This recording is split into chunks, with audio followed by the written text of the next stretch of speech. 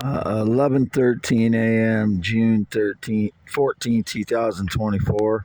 Just drove through Mount Vernon, Iowa, about half an hour ago.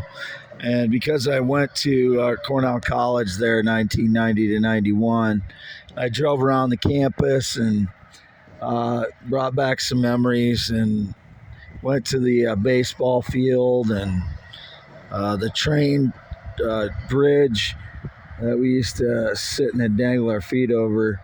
There was actually a train going through town exactly the same time I was driving through there. And there's just different areas of that campus that I would have dreams about, like for many years afterwards, like even into the 2000s, maybe even 2010s. I was still having dreams about that campus.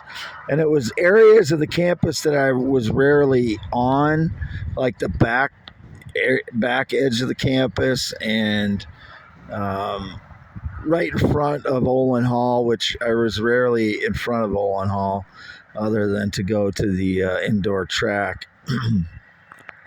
But I drove around town a little bit, and I don't know. It's good. It's just a good. I don't know. It's just one of those time warp things where you go somewhere where you were when you were 18, 19 years old, and it's still pretty much the same. So Olin Hall is exactly the same, and I was only there 1 year, and they transferred to UNI because I don't know, it was too small of a scene for me at the time. I was just not. I was not very good at socializing, and with a small enrollment and campus like that, it was too small. It was too close to me. Or it was too close in. It was too many people in too small area that all knew each other, and it wasn't what I needed at that time. I needed a little more anonymity, so I went to University of Northern Iowa. I mean, I lived with people that I knew at University of Northern Iowa, but it was a bigger campus and you didn't know everybody and such. So, but it was a good memories. The main streets, all different businesses and stuff, which I expected. I've been through there in years between 1991 and now, but it's been a few years since I drove through, and I don't know. It's just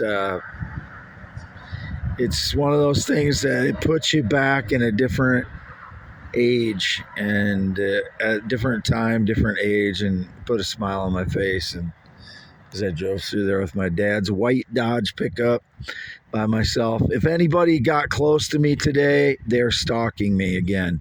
I don't know who they are. They'd be following me around, following me in the gas stations. That's what the fraud network does. So as indicated, I had sexual contact again. I haven't had any sexual contact in 7 years.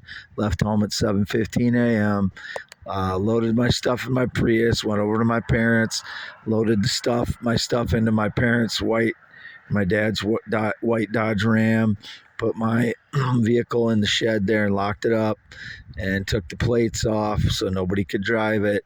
Anybody at my home since that time, they need to go to prison for 10 to 20 years. They're not supposed to be at my home.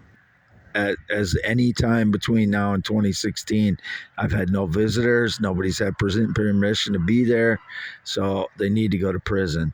Indicated somebody named Gloria again. It would be a fraud. I don't know why she's not locked up by now, but Gloria is a fraud. I've never had any connection to any Gloria ever in my entire life, and I've never showed any interest in any Gloria. Why is she not in prison by now? How many times do I have to repeat myself on that? I do not know who Gloria is. This is again for youtube.com/@IAM, WADEHEINEMAN. There is a purpose to me driving around today, but I'm not going to tell why until I'm done because I just don't want to. I'm sure some of the fraud network knows already. Oh, and it was indicated that they were telling me how much cash to take out of my bank account. No, I wrote down in a notebook how much I was going to take out and other notes. So, it's them surveilling my home and then trying to claim that they're telling me what to do like I'm a robot. It's just they're rotten. Why would anybody do that to somebody? Put them through that kind of torture. Why would anyone do that? Whoever that person is a piece of dog shit. Why would anyone do what they're saying that I'm doing things they tell me to do? Why would anybody do that other than the torture monger? I don't know who it is, but they're just using surveillance to stage lies. Arrest them, throw them in prison. It is again 11:30 a.m. Close to Mount Vernon, but not in Mount Vernon anymore. But my dad's white Dodge Ram. Wade Allen Heineman, 52 years old. Never been in the military, never been married, not ridden a motorcycle since 1996. My voice is hoarse again because I had PTSD the last couple days due to all the stage lies and dipshit quips and everything.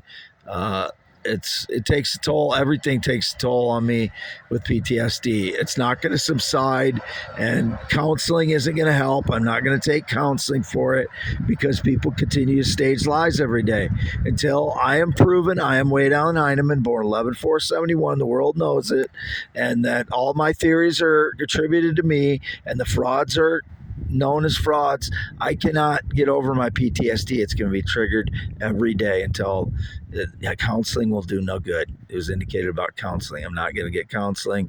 It's not going to do any good when it's constantly triggered. So I might get EMDR therapy, which is, a physical type therapy that helps you a little bit with your reactions to PTSD, but I'm not going to go to talk therapy.